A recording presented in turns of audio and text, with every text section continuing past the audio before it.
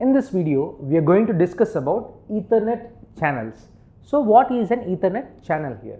You see, Ethernet channel is a technology which is used to combine the several physical links between switches and make it as a logical connection and treat them as a single link by having a load balancing technique with it.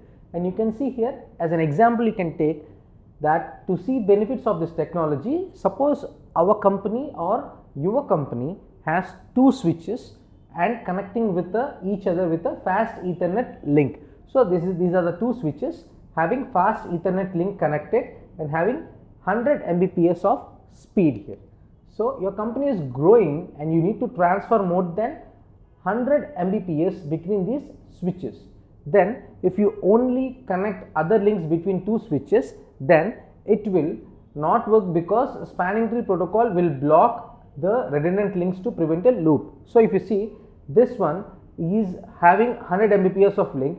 So, if you connect an extra Ethernet channel or extra connection fast Ethernet link here, this is blocked by STP because STP will block a redundant link to prevent a loop here, to not forming a loop here. So, what to do? Then to extend the capacity of this link, you have two ways to do. One is buy 200 Mbps of interfaces and connect from one switch to another switch, and other one is use Ethernet channel technology to bundle them into a bigger link.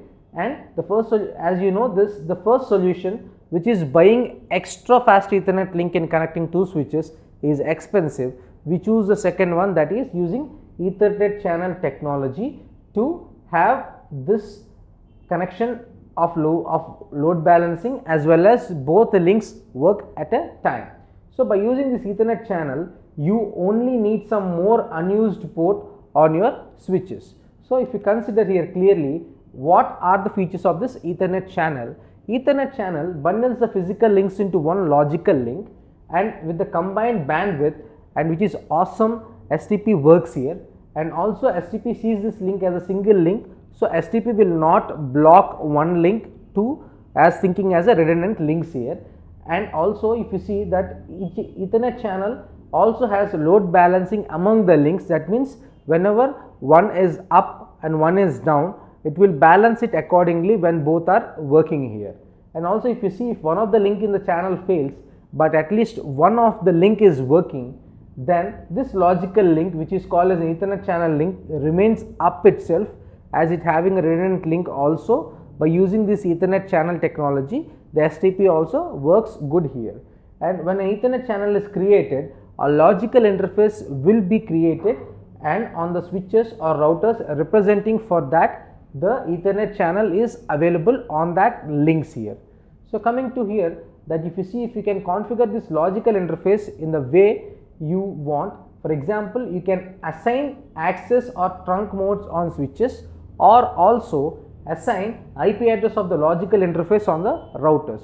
But you have to take a note here about a very important thing, that a maximum of 8 fast Ethernet links or 8 gigabit Ethernet ports can be grouped together to form an Ethernet channel only. So, it is 8 fast Ethernet and 8 gigabit Ethernet ports only can be combined or grouped to make a Ethernet channel.